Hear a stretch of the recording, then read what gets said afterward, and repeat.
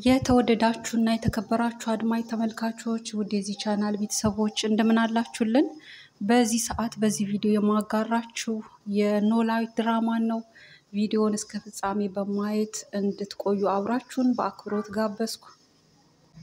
ለዚህ ቻናል አዲስ ከሆናችሁ ሰብስክራይብ በማድረግ ቤተሰብ እንድትሆኑ ስል በደስታ በፍቅር ጋበዝኩ። ቪዲዮንም ላይክ ማድረግ እንዳትረሱ። በአጠቃላይ ይህን ቻናል ሰፖርት ስለምታደርጉ ከልብ አመሰግናለሁ።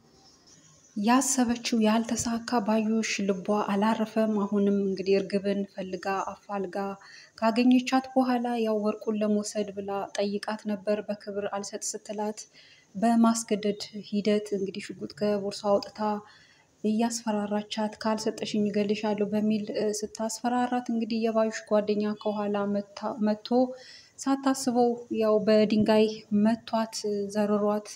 ከዛም በኋላ አምልጠው እንደሄዱ የምናስታውሰው ነው ከባለፈው ክፍል። በዚህም ክፍል እንደተመለከትነው የእርግብ ጓደኛ እርግብ ተጠግታ ተከልላ እንግዲህ አሁን ለጊዜው ያለችባት ጓደኛዋ ሜሪ የእርግብ ሁኔታ እጅግ አስገርሟታል። የምትሆነው ነገር የምታሳየው አክት ሁሉ ጥያቄ ፈጥሮባታል። እናም እየጠየቀቻት ለምንድን ነው እንደዚህ የምትሆኙ? ምንስ እያሰብሽ ነው? አንዳንዴ በሀሳብም ጭልጥ ስትል ምንስ እያሰብሽ ነው እያለቻት ሁኔታዋን ብቻ በትኩረት እየተመለከተች ነው። እርግብም እንዲሁ የሜሪ ሁኔታ አሳስቧታል። ምክንያቱም እርግብ በወጣች ጊዜ ሜሪ ቤቱን ስታስስ ያንን ወርቁን እንግዲህ ወርቅ አለኝ ስላለች እና ያንንም ሸጬ ከሀገር መውጣት ፈልጋለሁ የሚገዛኝ ሰው ካለ የሚል ሀሳቧን ስላቀረበችላት ያን ወርቅ እንግዲህ አስቀምጣ ከሆነ ብላ ቤቱን ስታስስ አጠቃላይ ስትፈልግ እንዳለ እንግዲህ ብጥብጥ ስላደረገችው ቤቱን እርግብ ደግሞ ስትገባ ስታይ ብዙ ነገሮች እንደዚህ ተገለባብጠዋል እና ምን እየፈለግሽ ነበር? ቤቱ ለምን እንደዚህ ሆነ? እያለች ስትጠይቃትም ተመልክተን ነበር። እሷም እንግዲህ ሜሪም አይጥ ነበረ፣ አይጥ ገብቶ እሱን ለማውጣት ስል ነው ምናምን ብላ እንግዲህ ሸውዳት ነበር። እርግብ ግን ይህ ምላሿ አልተዋጠላትም። ሜሪ ስልኳን በጮኸ ጊዜ ስትደናገጥ እንግዲህ ምን ሆንሽ ነው? ለምንስ ተደናገጥሽ? ስልኩንም አንሺው ብላ እርግብ ስትላት አይ የማልፈልገው አንድ ከስተመር አለ እሱም በቀን ነው የሚፈልገኝ ምናምን በሚለው ልትሸውዳት ሞክራ ነበር። እርግብ ግን እዛው የሜሪን ሁኔታ አይታ እንደገና እቺ ሰው ልታደርግ ያሰበችው ነገር አለ ስትል በጥርጣሬ ውስጧ ተሞልቷል። ሜሪም የእርግብን እዛ መሆን ተገን አድርጋ ልትጠቀም አስባለች። እንግዲህ ለባዩሽ ለአክስቷ ሜሪ እኔ ጋ ናት እና የምትፈልጊያት ከሆነ ደግሞ ያለችበት የት እንዳለች እመራሻለሁ። እናም አንዳንድ ሚስጥሮችንም አውቃለሁ። ምን እየፈለግሽ እንዳለ አሁን ላይ ምን እንደምታስቢ የምትፈልጊውን ነገር አውቃለሁ ብላ ለዛ መረጃ እንዲሆናት አንዳንድ ነገሮችን ስትነግራት ባዩሽ ደግሞ እንዴት ልታውቂ ቻልሽ? እንዴት አወቅሽ? ብላ በአንድ በኩል ልታምናትም ሞክራለች፣ በአንድ በኩል ደግሞ ጥርጣሬ ፈጥሮባታል። ሆኖም ግን ይሄንን የምትፈልጊው ከሆነ ይሄን ያህል ብር ካመጣሽ ከዛ በኋላ ደግሞ እርግብ ያለችበት እመራሻለሁ ብላለች። ከፈለግሽ አድርጊ፣ ካልፈለግሽ እንግዲያውስ ምርጫ ያንቺ ነው ብላት ኮራ ብላ ነበር። ባዩሽ ግን ያው ወሳኝ የምትፈልገው ነገር ስለሆነ የእርግብን የት መሆን በጣም የምትፈልገው ኢምፖርታንት የሆነ ነገር ስለሆነ አማራጭ ደግሞ ሌላ ስለሌላት ልታምናትም ፈልጋለች። ግን ምን ማረጋገጫ ሊኖረኝ ይችላል? በምን አምንሻለሁ ስትል ነበር። ሜሪም እንግዲያውስ ካመንሽኝ እመኚኝ፣ ካላመንሽኝ መተው መብትሽ ነው ብላት ነበር። ምን ያህል ፍላጎቷ እንደሆነ ስለምታውቅ ያው ኮራ ብላ እንደዚህ አይነት ምላሽ ስትሰጣት ባዩሽም እንግዲህ አማራጭ ስታጣ የምትፈልጊውን ብር አመጣለሁኝ እሺ ብላት ተለያይተው ነበር።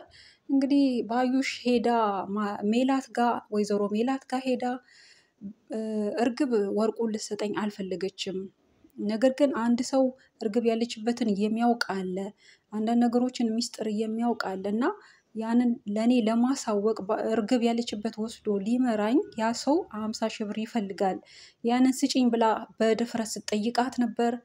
ወይዘሮ ማህሌት ግን በጭራሽ አላምንሽም፣ የእስከዛሬው ይበቃሻል፣ ይህን ሁሉ ነገር አድርሰሽብኝ በዚህ ልክ በድለሽኝ ማምንሽ ይመስልሻል ብላት ነበር። ወይዘሮ ባዩሽም እንግዲህ በድፍረት እንግዲህ ካመንሽኝ እመኝኝ ለምንስ አታምኝኝም? በዚህ ልክ እየነገርኩሽ እንዴት ነው ማታምኝኝ? ብላት እንግዲህ በብዙ ቃል አሳምናት በኋላ ወይዘሮ ሜላት ለባዩሽ ያንን የምትፈልገውን ብር ሰታት ነበር። ያው እርግብን ለማግኘት እና ያንን ወርቁን አምጥቼ እሰጥሻለሁ ስላለቻት የመጨረሻ እንግዲህ እድል ይሄን ካላደረገች ደግሞ በህይወቷ ከባድ ውሳኔ ነው መወሰንባት። እስከ ዛሬ ባልጠበቀችኝ ልክ ነው እንግዲህ ውሳኔን ማሳያት እያለች ነው። ሆኖም ያንን ብር ሰጥታታለች። መስጠቷን ደግሞ ለልጇም ስትነግረው ነበር። እሱም በዚህ ልክ በድላሽ እንዴት እንደዚህ ታደርጊያለሽ? ለምንስ ትጫታለሽ? እና ይሄ ትክክል ነው ወይ እያላትም ነበር። እንዲሁም ሀናም ለምን ስትላት ነበር። ነገር ግን ያው ከአንቺ ሀሳብ አልወጣም፣ አንቺ አምነሽበት ከሆነ ኦኬ፣ እስቲ እንግዲያው የሚሆነውን እናያለን እያለቻትም ነበር። በቀጣይም እንግዲህ ወይዘሮ ባዩሽ የእርግብን ጓደኛ እርግብ አብራት ያለችበትን ጓደኛ በተቀጣጠሩት መሰረት አግኝታት ያንን ወርቅ ለመቀበል እርግብን ለማግኘት ማለት ነው መሰላል እንድትሆናት እንግዲህ እንድታሳያት የምትፈልገውን ብር እንግዲህ ከወይዘሮ ሜላት ተቀብላ ወደዛ አቅንታ ነበር።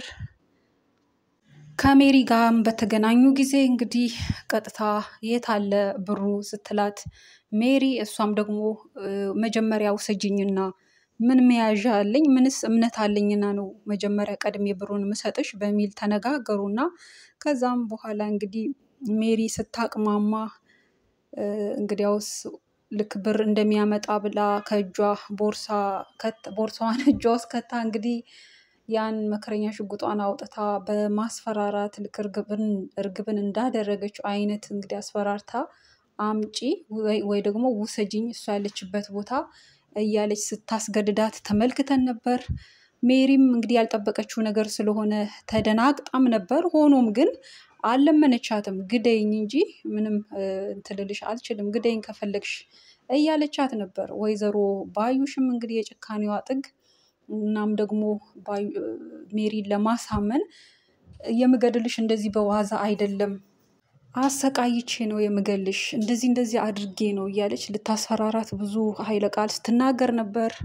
ሜሪ ግን ግደይኝ እያለቻት እንግዲህ በዚህ ሁኔታ እንደቆዩ ከርቀት የእርግብ ጓደኛና የእሱ ጓደኛ ሆነው አንድ ላይ ተመልክተዋቸው ፖሊስ እንጥራ ተባብለው እንግዲህ ፖሊስ ጠርተው ነበር። ፖሊሶችም መጥተው እነሱ እንግዲህ እየተነጋገሩ እያስፈራራቻት በሽጉጥ ባለው ሂደት ደርሰውባቸው ባላችሁበት ቆሙ ብለው ነበርና የወይዘሮ ባዩሽንም እጇን ወደኋላ አስረው እንዲሁም ሜሪን ጭምር ይዘው ወደ ፖሊስ ጣቢያ ይዟቸው ሄደው ነበር። ወይዘሮ ባዩሽም እጅግ በጣም ተናዳ ነበር። እንግዲህ በላለው ብላ ስትሄድ እንደተበላች እንዲሁም ደግሞ እንደዚህ አደርጋለሁ እንጂ ይደረግብኛል ብላ አላሰበችም።